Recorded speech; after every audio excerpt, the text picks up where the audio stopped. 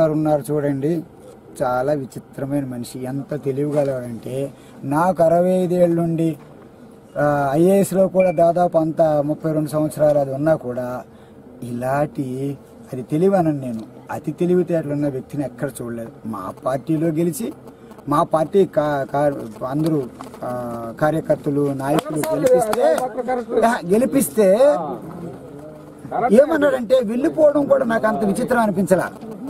వెళ్ళిపోయిన తర్వాత నా ఇంటికి నేను వెళ్ళిపోయినంటాడు చూడండి, అది చాలా బాధ అనిపించింది నాకు. నువ్వు అలా నీ ఇల్లు తెలుగుదేశం అయితే నువ్వు ఎందుకు వచ్చావయ్యా? నీ తెలుగుదేశంలో నమ్మకం లేక వచ్చావా, లేకపోతే మమ్మల్ని మోసం చేయడానికి వచ్చావా, మా వాళ్ళని ఓడించడానికి వచ్చావా? నువ్వు ఎందుకు వచ్చావు?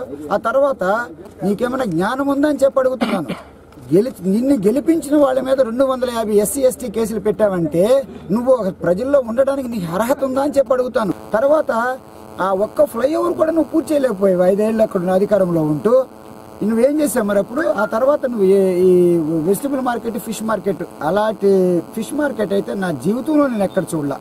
ఏమీ చేయకుండా నువ్వేం చేస్తున్నావు? పైగా వేరే ఏం దొరక్క స్థానికుడు అస్థానికుడు అంటూ మొదలు పెట్టాడు. నీకు సత్తా ఉంటే నువ్వు ఏమి అభివృద్ధి చేసావో నువ్వు చెప్పవయ్యా. ఎక్కడికి వెళ్ళిపోయిందంటే దాని ప్రకారం జరిగిన వాస్తవాలు ప్రజలు ఏం చెప్పుకుంటున్నారో చెప్తాను.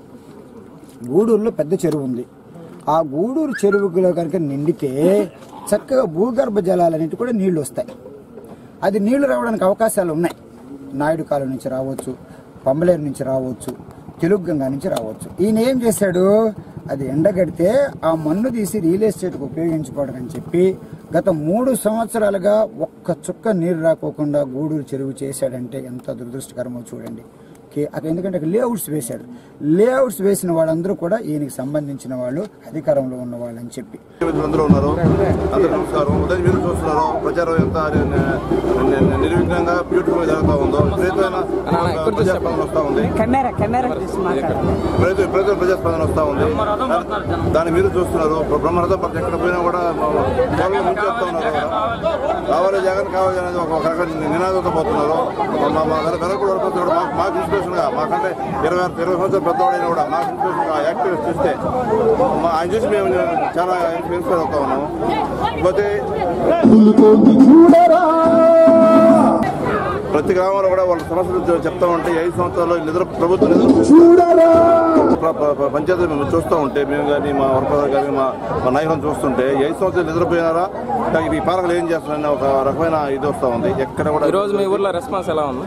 అద్భుతంగా మీరే ఉన్నారు కదా, ఉదయం మీరే చూస్తున్నారు ఎలాంటి రెస్పాన్స్ ఉందో. గూడూరు రూరల్ నాయకత్వం మొత్తం ఒక తాటి మీద వచ్చింది ఈరోజు. నేనైతే వ్యక్తిగత 10 దగ్గర నా వర్కులు జరుగుతున్నాయి కర్ణాటకలో. అన్ని వదులుకొని ప్యూర్లీ జగన్ గౌరవంతో వచ్చాము. మా మండల నాయకత్వం మొత్తం కూడా నరేంద్ర రెడ్డి మనందరూ అన్న నిలబడతా ఉన్నాం. నేను వాళ్ళందరూ సపోర్ట్తో ఒక మాటగా గూడూరు మండపోతుంది. ఈ ఫ్రెండ్స్ చూస్తే 10,000 మెజార్టీ గూడూరు మండలంలో ఆశ్చర్యపడలేదు. గూడూరు మండలం వరకు 10,000 ఇస్తామని చెప్పి కౌలు 20,000 30,000 వచ్చింది.